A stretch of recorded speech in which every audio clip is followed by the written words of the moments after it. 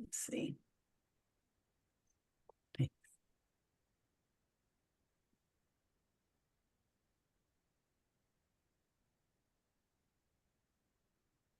Okay. I want to say hello and welcome to everybody. We are going to start in just 2 minutes, right at 6 o'clock. But we are delighted that you are here with us this evening for the 8th annual Dr. Paul Kalanithi Writing Award event.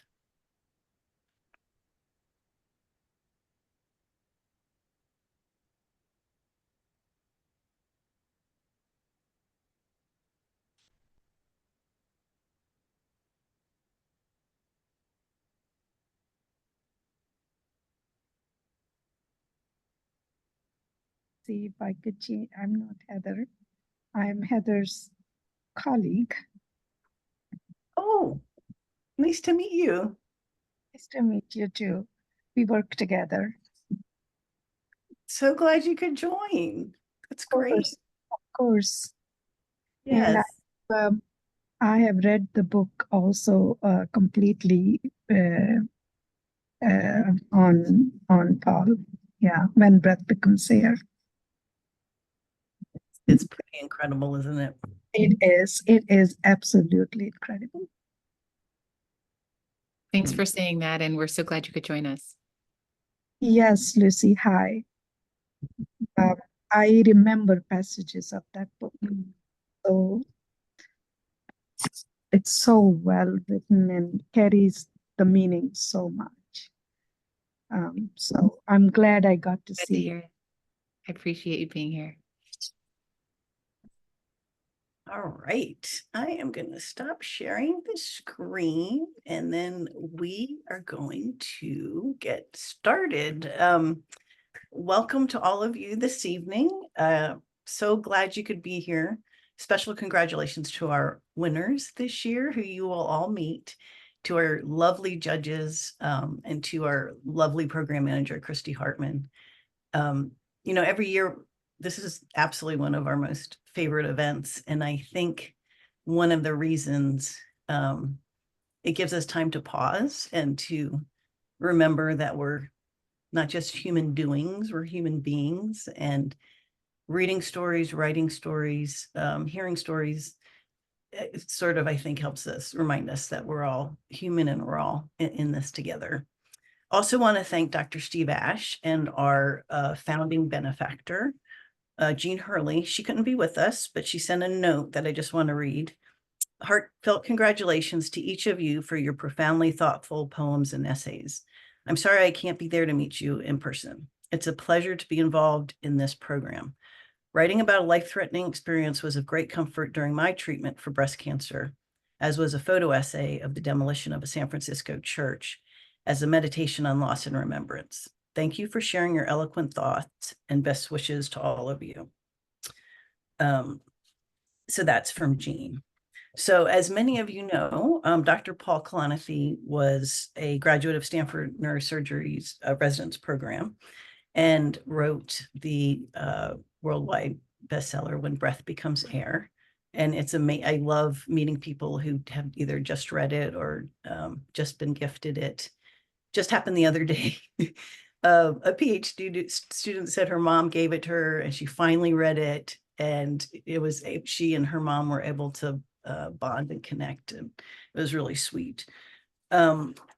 So what we wanted to do is just play a short clip from a video about Paul that was made right after baby Katie was born. And as you hear from Lucy, Katie is now in 4th grade, I think, which is amazing. So if you'll just pardon my bad technical skills, I'm going to share screen and then push play. 5 years down the line, I don't know what I'll be doing. I may be dead, I may not be. You asked me when I was 17 what I'd be doing with my life. I would have said, oh, I'd definitely be a writer. But found medicine was, in fact, the perfect place. I first began noticing symptoms in my 6th year of residency. Obviously, Lucy and I were both very suspicious that I had some form of cancer.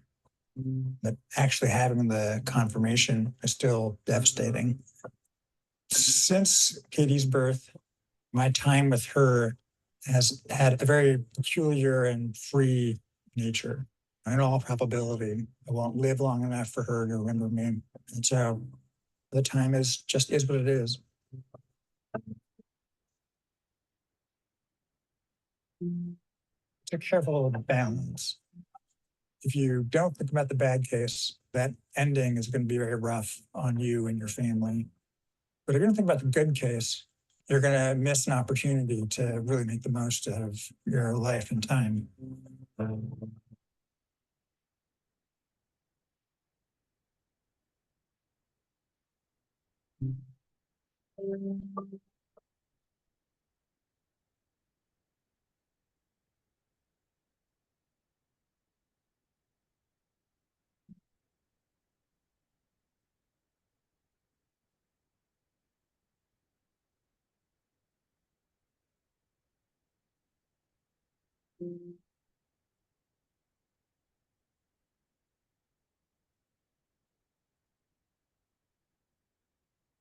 Gary, welcome to Waterstones. Thanks for having me. We are right on the very top of our building here, which has a very impressive view of the London skyline. And if you sort of crane your head round to the left, you can see some of those big. Do I have my video still buildings. going? You'd have to really Oh crane your my head round. But gosh. a lot of those- Sorry about that, guys.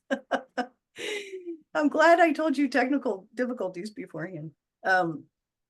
Whenever I see that video, I just am extraordinarily grateful to you, Lucy, to continue this and to share this with all of us.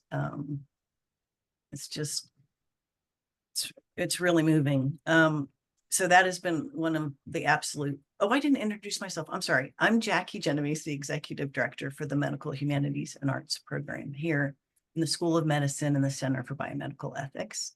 And I had the great fortune to meet Lucy when we started this contest 7 years ago, and have just continued to grow in my admiration for her. But one of the things about Lucy, Ashley, Jay, and soon to be Grace in her residency, in addition to being amazing humans and physicians, they're all also teachers. And we run a narrative medicine program for our residents. And I was running a session, and one of the residents wrote this beautiful reflection about her attending physician who had to share pretty devastating news, and that the person, she was so grateful that the attending modeled it and did it in such a loving way. And that person was Lucy. So it's just another aspect of being a physician at an academic medical center, the teaching, the passing on of that amazing art of medicine, as well as a science. So with that, I would just like to turn it over to Lucy. Thank you. Okay.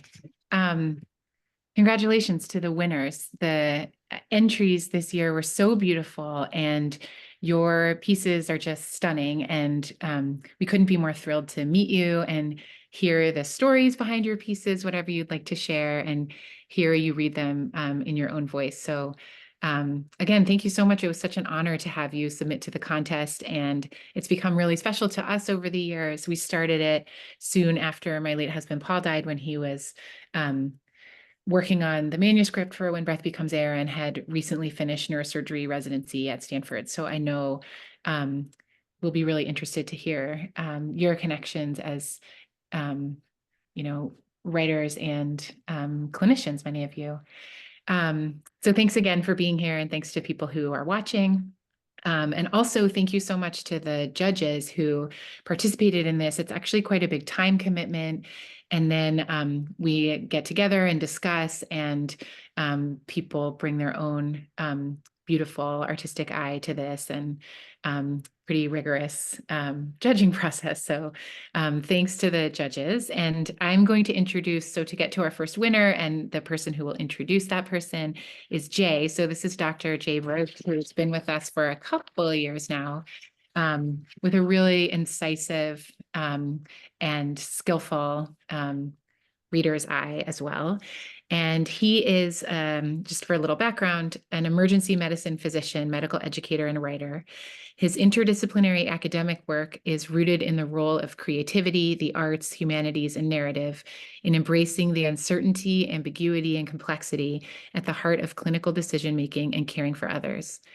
Jay serves on the editorial board for the AMA Journal of Ethics, the steering committee for the Health Humanities Consortium, and the Narrative-Based Medicine Lab Advisory Committee at the University of Toronto. His books of short fiction include What's Left Out and 14 Stories, Doctors, Patients, and Other Strangers.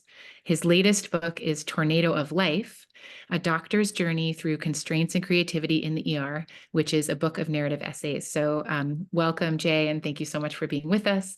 And I'll pass it off to you to introduce the first winner. Thank you so much, Lucy. It's a really honor to serve on this jury, to read all these amazing submissions, and it's a real honor. And I congratulate all the winners, and I actually congratulate everyone who submitted, because just writing and submitting is just an extraordinary feat. I know how hard it is to send your work out into the world, and it was a really honor to read all the submissions. I have the distinct pleasure of introducing the first place winner in poetry for her poem Bulbs, Lana Corrales, who I absolutely loved this poem, and I couldn't stop rereading this poem. And so I have the honor to introduce Lana. Lana, congratulations.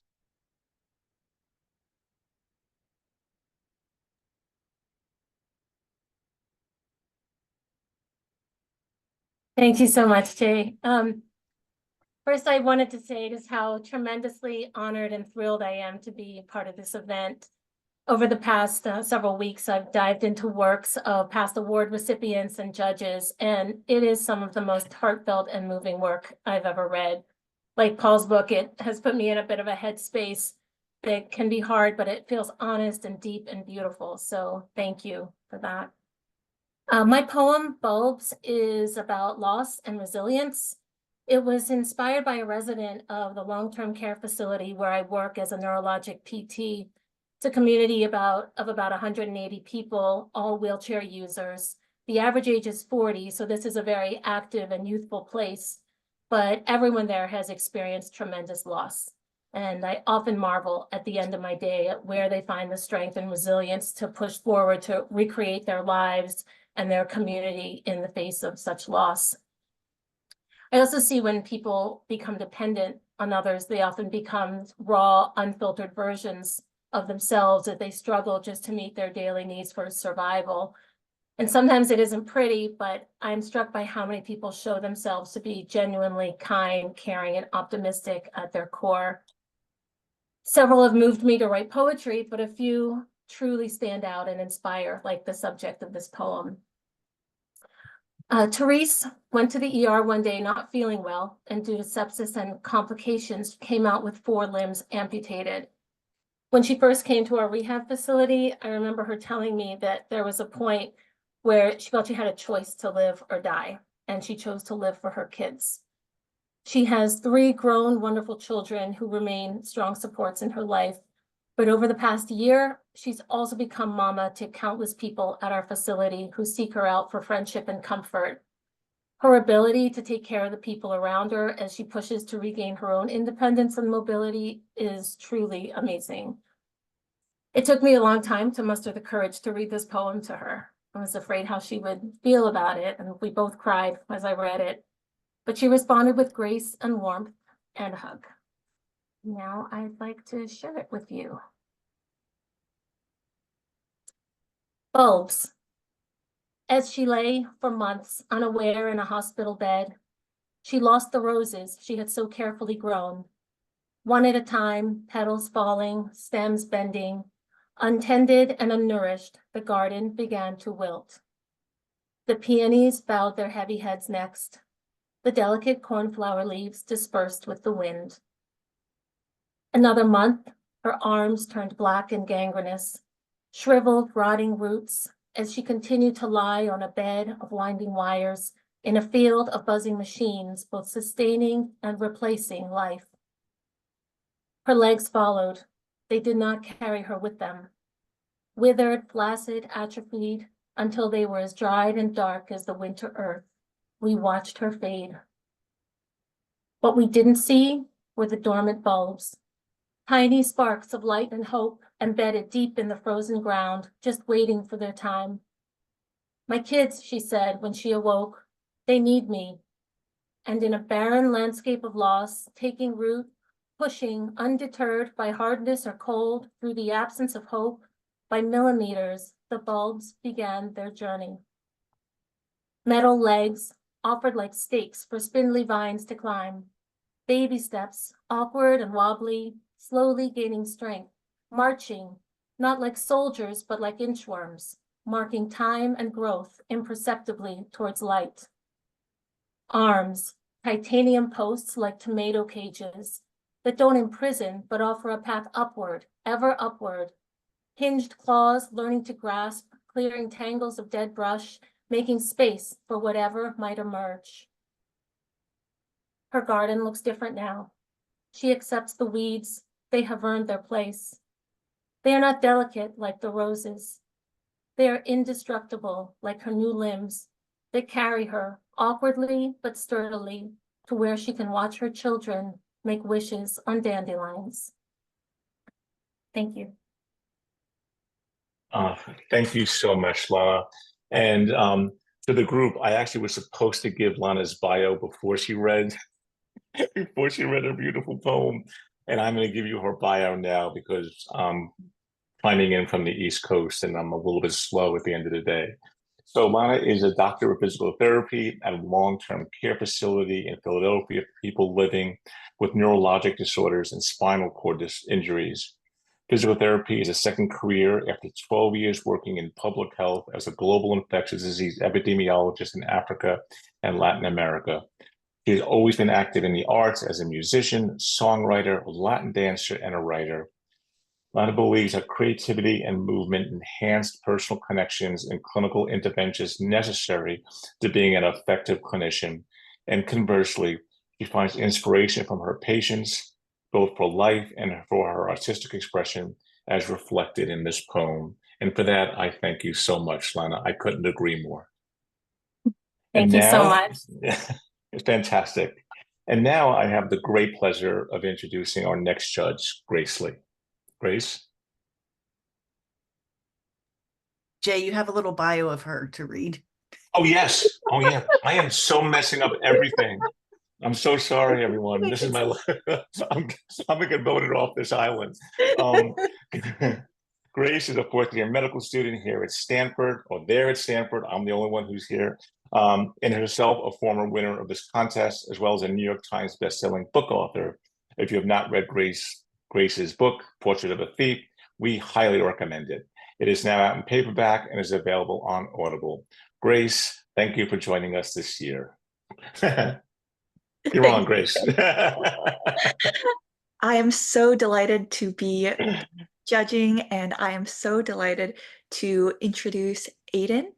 Aidan Kunju is a first-year medical student at the University of Miami Miller School of Medicine.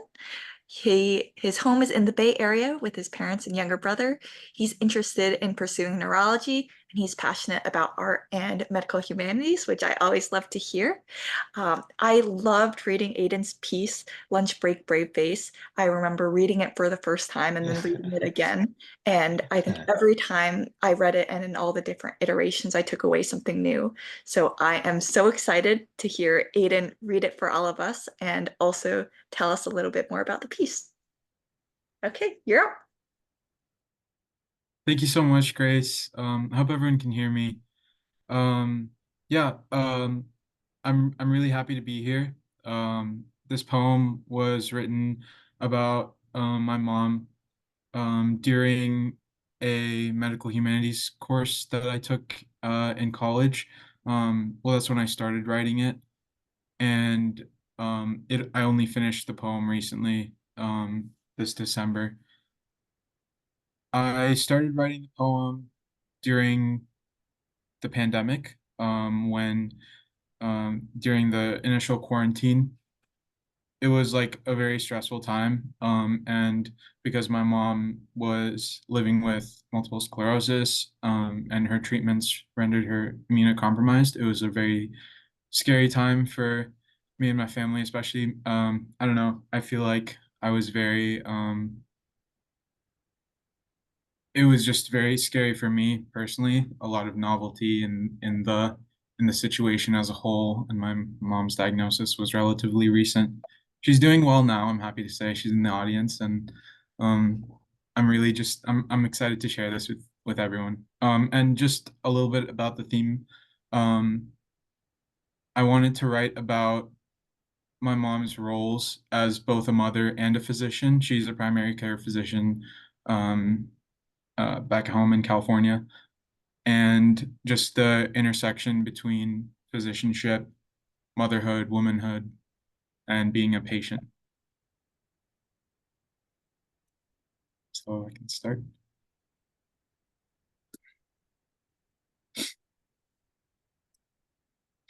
And this is a like I guess a cleave poem.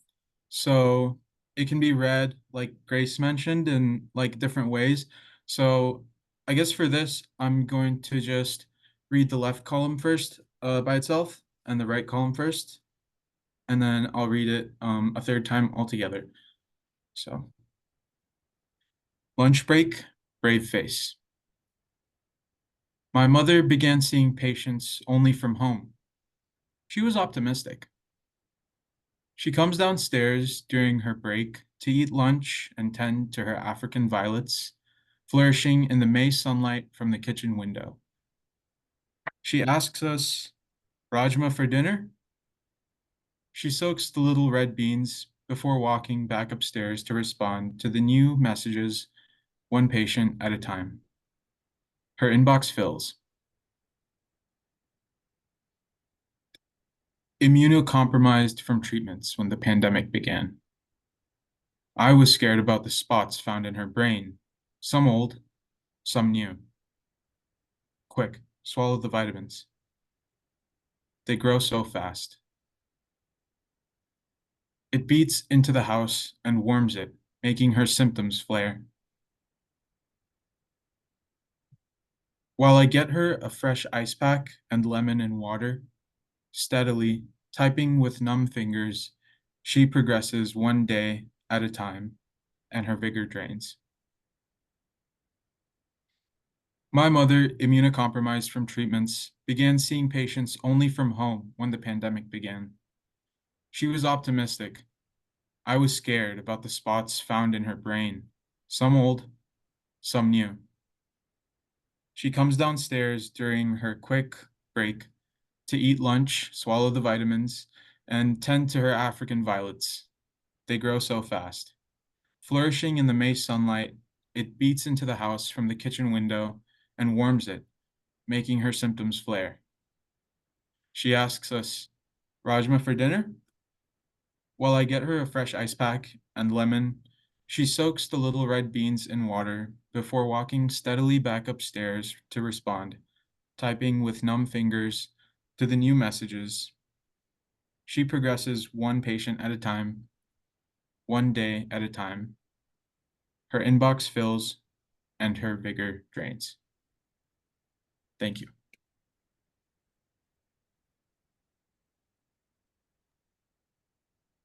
Aidan, thanks so much again for sharing with us.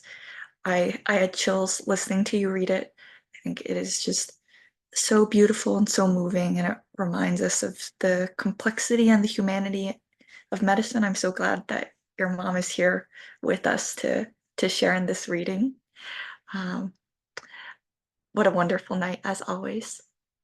It's my absolute pleasure to introduce our next and newest judge. That's Dr. Ashley McMullen. Dr. McMullen is an assistant professor of medicine at the University of California, San Francisco, and a primary care internist based at the San Francisco VA Hospital. She is also a Houston, Texas native like me, and a lifelong book nerd who grew up nurtured by her mother, a pediatric nurse, and her grandmother, an ordained minister. Dr. Ashley McMullen's work focuses on the role of narrative and storytelling in medical education and as a mechanism for healing, advocacy, and improving care across differences.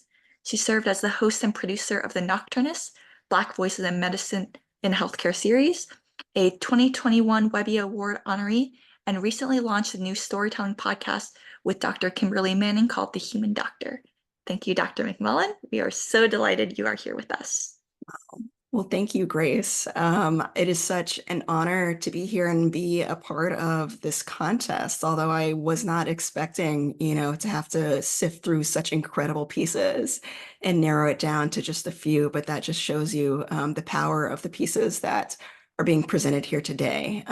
So amazing. And, I have the distinct pleasure of introducing the winner for fiction for her piece Home Video. So this is Tatyana Singh. So Tatyana is a third-year medical student at Ross University School of Medicine, whose passion for writing intersects with her everyday life. Just as she aspires to a residency in pediatric surgery and medical genetics, she hopes to create new worlds in her own books that others can enjoy and relate to. She's from New York originally, and Tatyana now lives in San Diego with her husband and kids. I, for one, am very much looking forward to these future books because I can say for myself, this essay was incredible and so moving. I can't wait to hear you tell us more about it and for you to read it to us in your own words. So Tatyana, congratulations. I'll turn it over to you. Thank you, Dr. McMullen. So as far as inspiration for this piece, it really did come from Dr. Kalanithi's story when I first found the contest and decided to apply for it. I had been in the middle of studying, and I think as a medical student, you end up having a very clinical view of diagnoses that we give hundreds of patients a day. And so being able to see it from the perspective of both the medical student and then also as a mom myself really inspired this piece. So hopefully it kind of comes full circle for you guys as it did for me when I finished it, and hope you guys enjoy it as I go through and read it for you.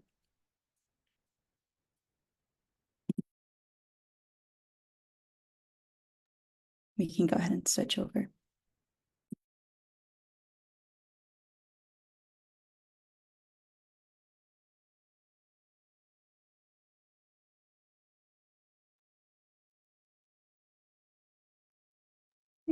It's their slide, I think. Yeah. Let's see. There should be, if not, I can just read it. Okay. You want to go ahead and start? Yeah, start reading and then we'll find it. No problem. Home videos.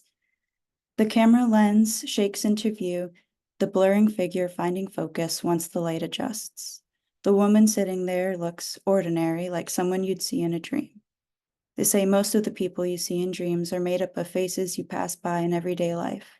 The guy chasing you, you were behind him in line at the coffee shop 2 days ago. The woman has ashy brown hair pulled back into a loose ponytail, dark eyes circled by darker circles, and a muddy brown cardigan swallowing her form. She's sitting on a swivel chair, hands folded in her lap. She coughs, clearing her throat. Hello, my love. She shifts in her seat. If you're watching this, I'm not there to say it to you myself. So happy first birthday, Melly. The video shutters into a new take. Hi, Melly. Happy birthday, my darling girl. It's Mom. A coughing fit squeezes the air from her chest, the skin in her cheeks hollowing out. The video shutters again. I'm the worst mom ever, I think, not even making it to your first birthday. Her hair is out of the ponytail now, as if her hair can hide the paleness of her skin. They said having this mutation is likely what caused me to develop it, that you could be at increased risk too. If I'd gone to my appointments or we had the insurance. She trails off, staring at something behind the camera. It doesn't matter now, I guess, but you better go to all of your appointments. And I already instructed your dad about getting you tested for the marker. They say if they detect the gene, there are options to prevent it from ever happening. A mastomectomy or mastectomy. They just She swipes her hand down over her chest, a swooshing sound escaping softly. This is a conversation for your 17th birthday video, maybe. Let me start over. The video shudders. Melly, happy 3rd birthday. I bet you're dressing up as a princess now. Her smile is forced and unshed tears make her eyes shine a bit too brightly. Or maybe not, huh? Are you a pirate's girl? She forces a laugh, a few tears slipping out. The video shudders. When I found out about you, I cried. When your dad and I decided to have you, we talked about what you'd be like when you grew up. Stubborn like me or a sore winner like him. We fought once because he insisted that you'd look more like him than me. I cried so hard. It doesn't even matter though. I just want to be able to see you grow up. A few hiccups escape, more tears trail, and then a gasp. Her shoulders shudder as she curls into her knees. I just want to see you grow up. She continues sobbing until the video shudders. She's wearing a different outfit now. Her hair is wet and her face a raw red. You can't tell if it's from rubbing away tears or the steam of the hot shower she just took. My favorite color is green. It's my good luck color. And I love the ice cream bars with the chocolate covering it, and there's pistachios with it. My favorite food is potatoes because you can eat it a million different ways, but the best way is mashed potatoes. And my middle name is Geraldine. I hate it, but it's your great-grandmother's name.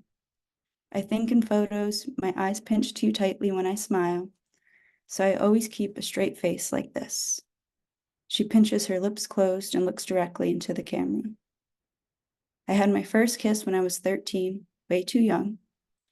My first love was your dad, and you may not want to hear this, but he was my first everything.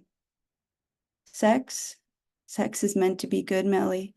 If you love the person, it makes it so much better, but never be ashamed of who you are, your body, or who you want. Your dad and I are here for you always. He gets to have the conversations with you, but I'll be your listening ear, okay? The video shudders. Hey, Melly. Dad thinks I should explain things more to you in case he can't after I'm gone. He wants you to be able to check for the signs too. A cough wets her cracked lips. So, let's do this together, yeah? I didn't notice anything until I got this cough. It just wouldn't go away.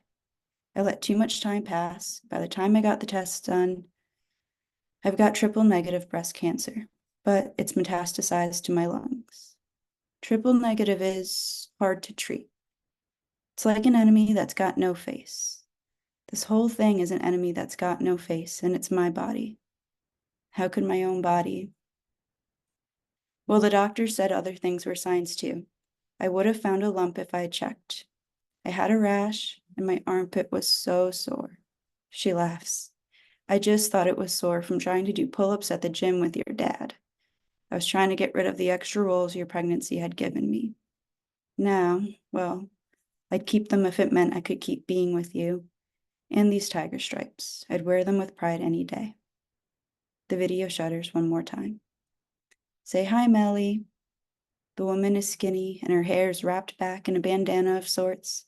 She seems to barely have a hold on the plump and bright-eyed baby in her arms, her fingers wrapped gently around the baby's wrist, making her wave at the camera. Say hi to Big Melly. Here we are together, Melly and Mommy. She's smiling effortlessly now. Her nose nuzzles into the baby's pink cheeks. You smell like sunshine, Melly, and I can't stop saying your name. Melly, Melly, Melly, my Melly. She sighs, closing her eyes and leaning her head against the baby's ashy brown hair. If you remember nothing else about our time together, I want you to have this moment of us, recorded for you to always remember. I love you so much, my love, my Melly. Be strong for Mama. Take care of your dad for me, kiddo. It's you and him against the world now. The video shudders one last time. The screen turns black. Sitting in the chair in front of the television is an ordinary-looking woman. Her ashy brown hair is pulled back into a loose ponytail, dark eyes are circled by darker circles, and a muddy brown cardigan is swallowing her form. She's sitting, hands folded in her lap. She hits record on the camera. Happy first birthday, Emmy. Thank you. Ooh, that ending gets me every time. Tatyana, thank you so much. What an incredible piece. We look forward to all the future pieces that are going to come from you. Keep writing. Next, I have the pleasure of, turning the mic back over to the one for whom this contest is named, and we don't need any further introduction, Dr. Lucy Kalanithi, whom I had the pleasure of actually meeting through our work with the Nocturnists. And, I've just been a covert fangirl ever since. And I really want to thank you for inviting me to be a part of this program and a part of the judges panel. This has been such an honor. So, Lucy, I will turn it back over to you. Thank you so much. And thank you again for this, Ashley. So I'd like to introduce Dr. Heather Alva, who is the first place winner for nonfiction essay. Heather is a fourth-year fellow in the Division of Pediatric Hematology, Oncology, and Stem Cell Transplantation at Stanford.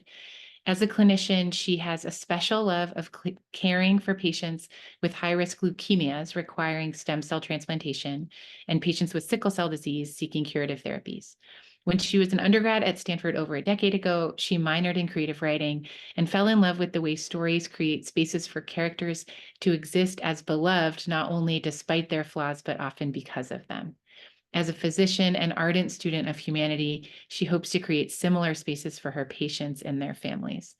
I love that so much. And so Dr. Alva is going to tell us about her story and share her story essay that she submitted to this contest. And it's just a really rich, beautiful, deep, funny essay that was written to honor her sister. So thank you so incredibly much for bringing this to us. And we feel such admiration for you and kinship with you in this. So we'd love to hear more. Thank you so much. Can you hear me? I also want to say that I am a covert fangirl, Dr. Kalanithi. And so I'm very, very honored to be here today. I think this essay is going to be very hard for me to read, but I've practiced and I kept the lid on, and so we'll see how it goes. This is nonfiction. This is a story about losing my older sister who was born with pulmonary atresia, just very severe, devastating diagnosis.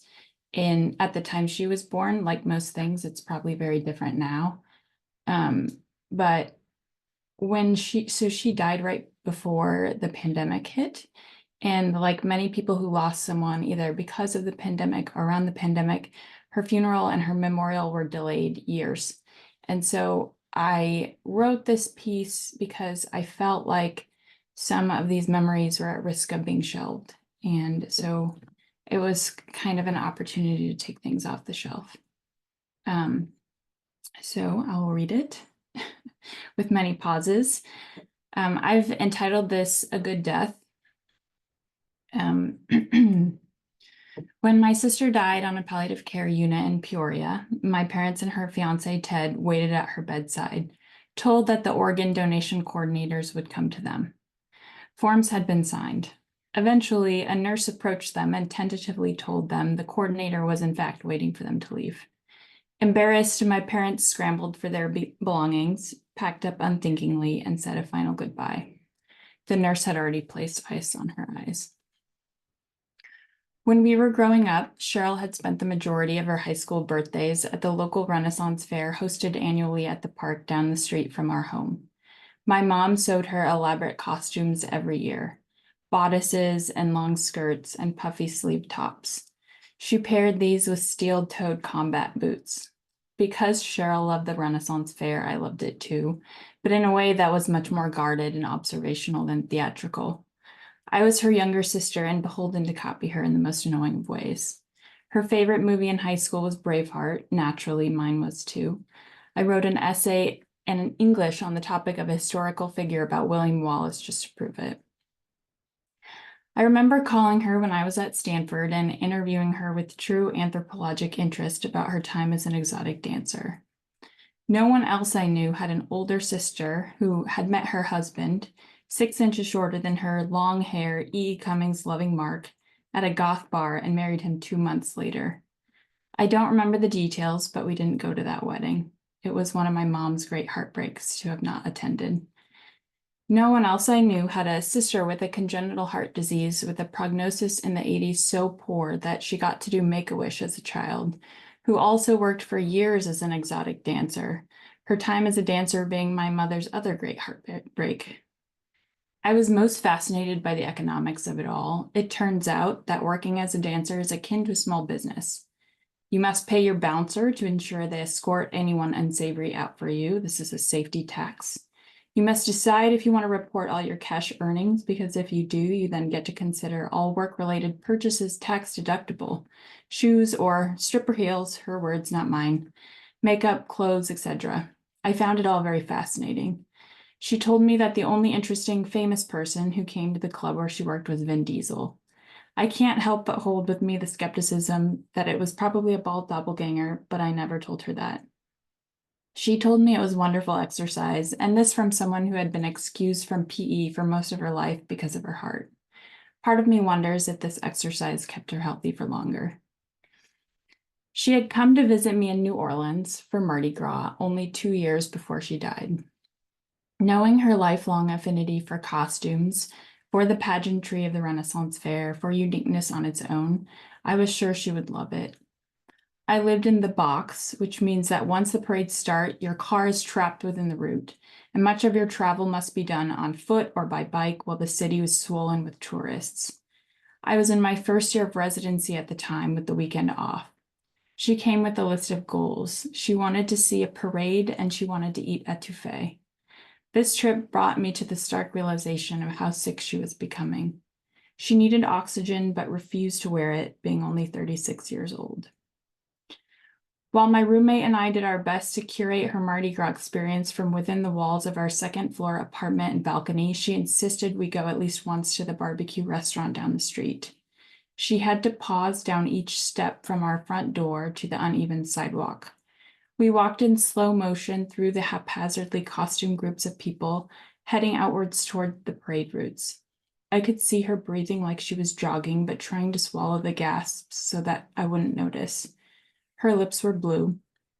She couldn't speak, but would only shake her head as if to say, "Not now, I'm concentrating." She stubbornly made her way down the sidewalk. Finally, we made it to the restaurant and were seated outside. She ordered a glass of wine, which she held gratefully between her clubbed fingers. "One glass helps open up my lungs," she explained. 2 or more, not so much. The last time I saw my sister was after our grandma had a massive stroke. At the time, Cheryl was living at my grandma's house after her second marriage had dissolved. The two of them were an unlikely pair. My frizzy red-headed sister with a penchant for both holding court and for making her audience blush, alongside my grandma, a true Bible-thumping Texan with sentimentality for life's memories that made it damn near impossible for her to throw anything away. Her garage was full of boxes, and her house was full of ceramic knick-knack angels collecting dust on every surface. The two of them watched TV, ate microwavable dinners, and kept each other company like lifelong friends. When my grandma had a stroke, 84 years old, and in her 2-acre backyard picking pomegranates from her tree, Cheryl was left alone to occupy the house. Family members who came to see my grandma in the hospital arrived at her house to stay in a guest room. No one was sensitive to the home Cheryl had made it in the interim. To her, we were unwanted guests in the period of her mourning. She yelled at me when I arrived, mortifying our cousins in the next room, but through her anger, I could sense her anxiety. She was worried about my grandma and without the privacy for grief she required. I yelled back, insisting that everyone act like an adult despite the circumstances. She laughed, either at her former kid sister finally yelling back or at the notion of a tantrum insisting on adult behavior. She was good at breaking a spell. In my last year of residency in New Orleans, my parents called me to update me on Cheryl's health when she was first admitted to the hospital in Peoria. I was standing in my room on the third floor of our home on Magazine Street, where I had moved in the time since her visit. The floor-length windows were open, exposing the upper branches of the cypress out back. She had been admitted to a local hospital and then transferred to a bigger hospital. Was she in an ICU? I knew Cheryl didn't want any heroics. She never wanted a heart or lung transplant, even if it would have prolonged her life. My parents weren't sure which floor she was on, so I tried. Do you know what kind of doctor is in charge of her care? I asked. I assumed it was cardiology. She's on the palliative care unit, my mom said. I think it's intermediate level. I'm not sure, though. I exhaled breath I did not know I had been holding my entire life. When you know your loved one is on the short path to death, you carry with you the fear of how their life will end. You worry what your last words to them might be. It stitches itself into the fibers of your fascia, and it knits knots into your muscles that throb an unnamed ache. Once the promise of a death free from violent chest compressions, free from the tubes she never wanted, free from pressure ulcers on a long-term ventilator was offered at last, the hope of a good death lingered in the air like a sob. Unable to reach her by plane, I FaceTimed her. Her fiancé Ted was with her. She, forced to wear an oxygen mask that obscured her nose and mouth, blew raspberries into the mask to communicate her distaste for the intervention while I laughed. My mom told me later that she was already confused enough that she had begun to call her nurses by my and my sister's names. I don't know if it hurt more that I wasn't there or less because she thought I was. My mom called me in the evening to give me updates from the day, and as we were talking, she paused to say, staring at her vitals monitor, I think she's going now.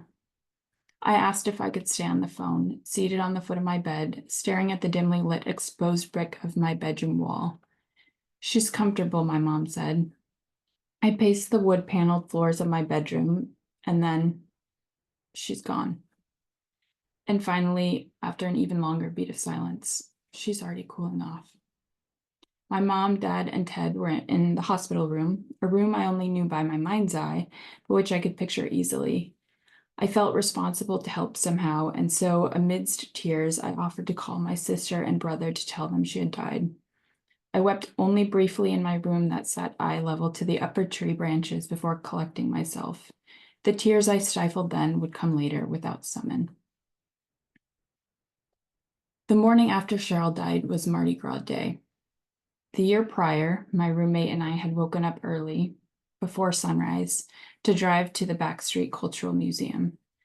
This, we decided, was how true locals experience Mardi Gras, reveling in the ritual underbelly. The procession was led by the Skull and Bones Gang, a community group dressed in homemade skeleton costumes and papier-mâché skulls, who marched through the streets on stilts and adorned in animal bones. Their role was to stir the spirits and bless Mardi Gras before dawn with a ritual reminder of the fragility of life. They chanted lyrics that reminded those who joined the procession that merriment in excess harms the body. There was a time and a place for celebration. Heed the warning before it was too late. This symbolic and playful facing of death inspired gratitude for the things we took for granted. Our health, our bodies, the time we have left. This annual wake-up call, we sang. This year, I was being propelled by something outside myself. Friends urged me to stay home, citing that it was okay to take time to grieve. But how would I grieve a life I barely comprehended I had lost? The weight of it was too heavy to manage all at once. Living in separate cities, I couldn't yet see the multitude of ways I would come to miss her. I imagined myself at home alone, staring at my hands. It wouldn't do me any good.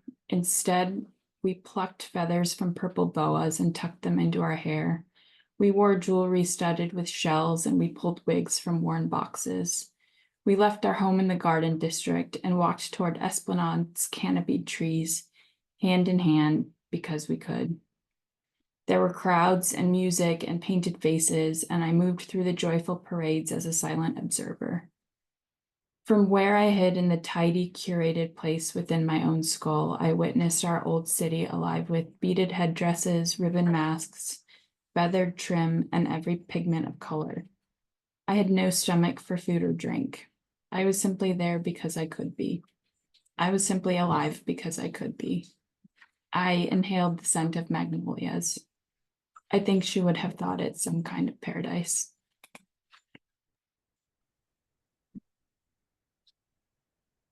Thank you so much for sharing that. And I'm so sorry for your loss. And we're so grateful that you are here with us today. Thank you.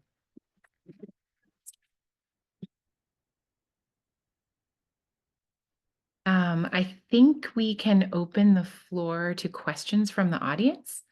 If there are questions, it's fine to put them in the chat.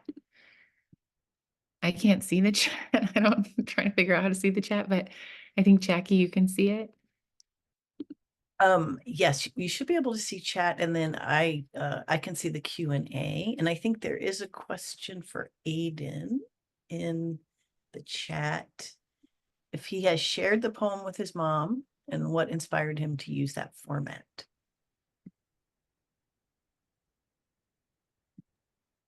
Hi, thank you for your question. I did actually, like I said, I started writing the poem 3 years ago, and it was unfinished for a very long time.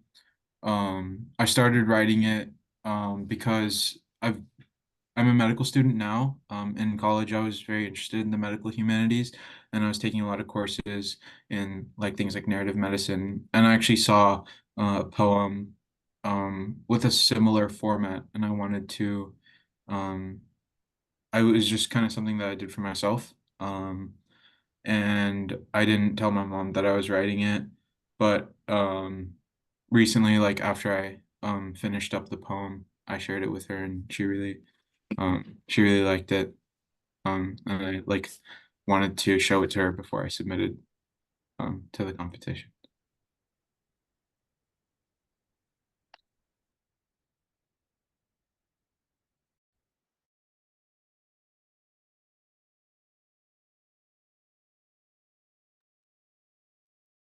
Oh, Lucy, I think you're muted.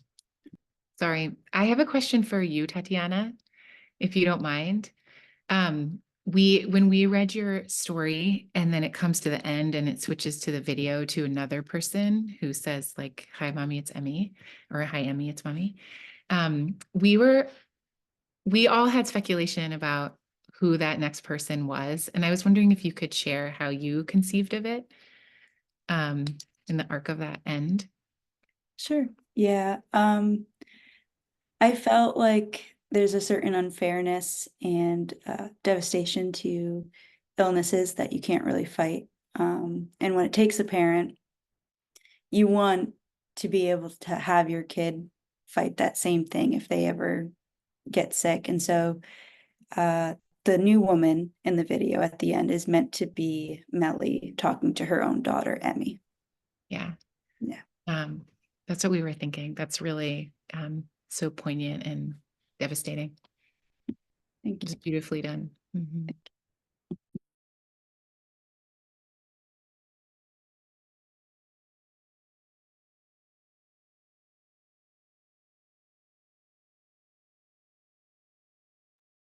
Lucy, there's a question in the chat. I don't know if you can I'm see. so sorry. No, I can't that's see the okay. chat, and I'm scared to change my Zoom settings lest everything disappear.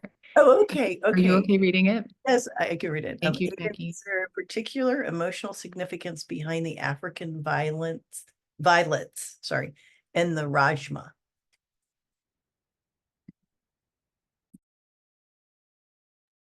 Could you say that again? Yes, and I'll say it correctly this time. Is there a particular emotional significance behind the African violets? Ah, oh, I see, I see. Is it Rajma? The Yeah, food? yeah. Rajma. Well, I guess so. I don't know. I I wasn't really thinking about that writing it, because it was literally just what was actually happening. I was like just, kind of narrating, but yeah, it is like my mom really likes gardening, and we have like a lot of plants in the house. So African violets are like one of her like main projects. She likes to propagate them, like take the leaves and make new violets, and she would always check on them like by the windowsill. And she'd have them like all over the house. So it's just something that like I get from her too. Just like if I'm home, have like free time in between, just like check on the plants. It's very fun. The Rajma, my mom became vegetarian or vegan actually after her diagnosis. Just she felt that having like that kind of diet helped her feel less fatigued. And like with her daily, just like functioning, she just feels better. So Rajma's it's not like something I grew up eating all the time, but I just remember like during uh the quarantine period, I feel like she made it a few times, and I was just kind of going off of that.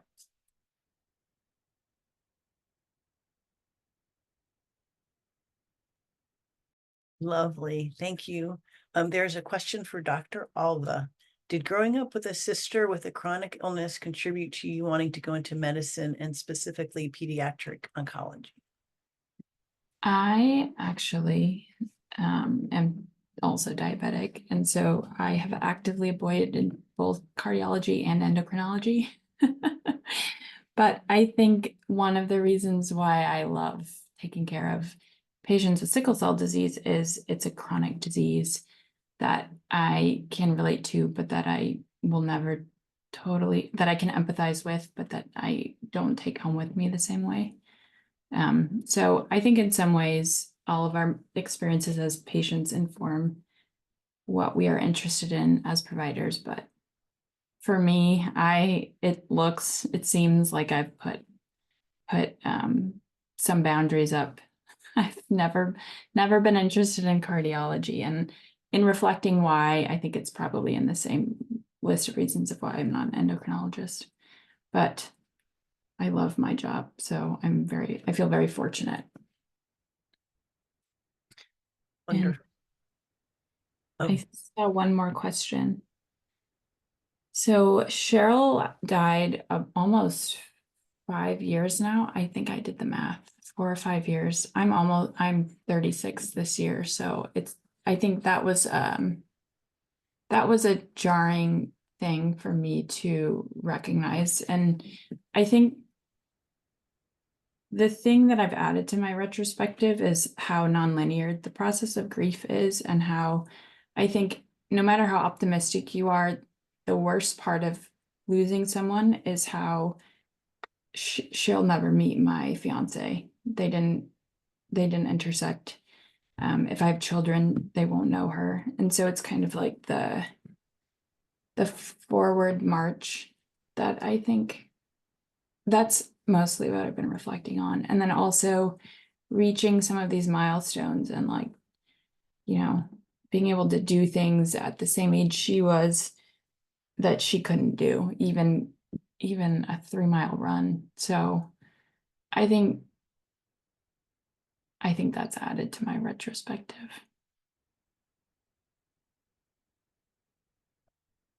And thank you, Vivian.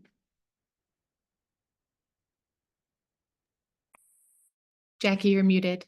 Sorry about that.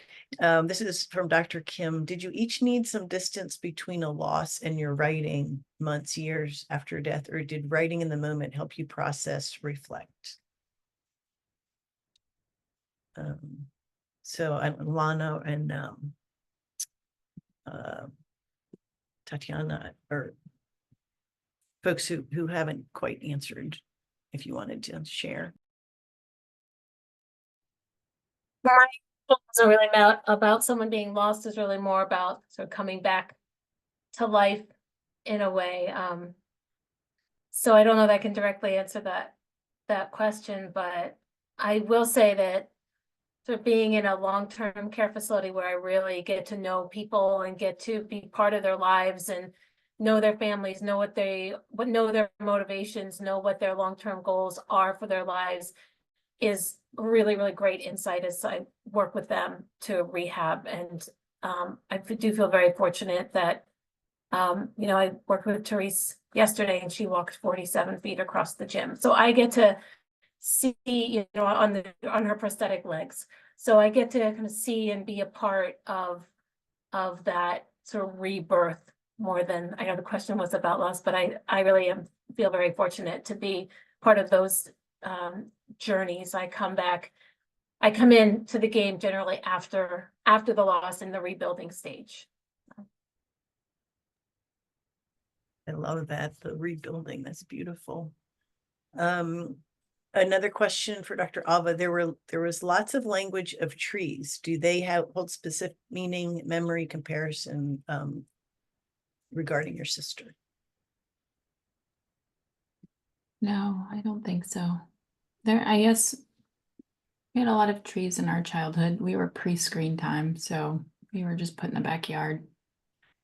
And maybe trees were our screens. Not specifically, but I think on an intuitive level, but not on an conscious level.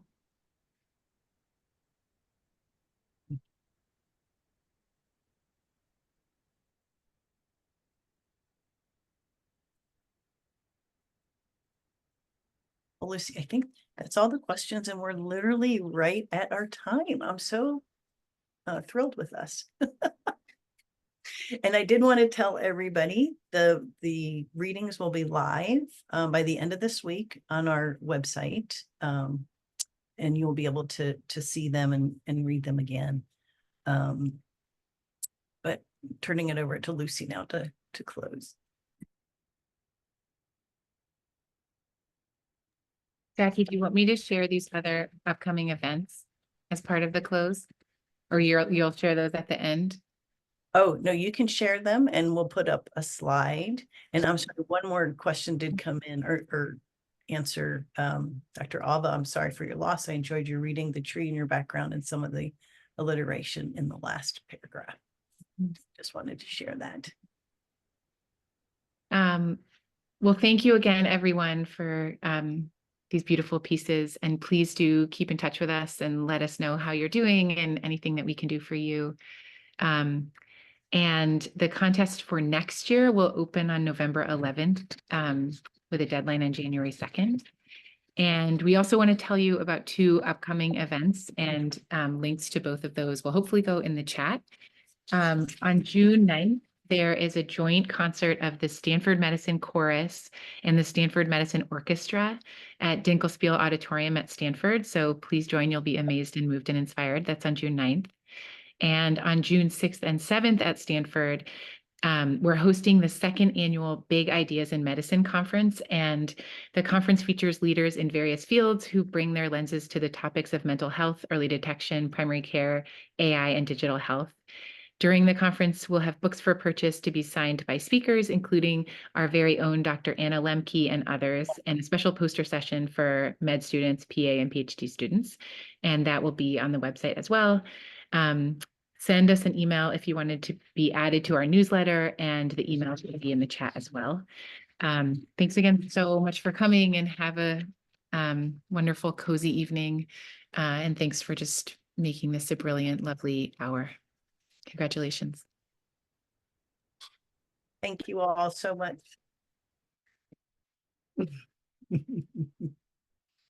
It's always hard saying good night. Hopefully we'll see many of you again at any of our programs and next year, and good luck to all of the winners as you go forth. Take care. Good night.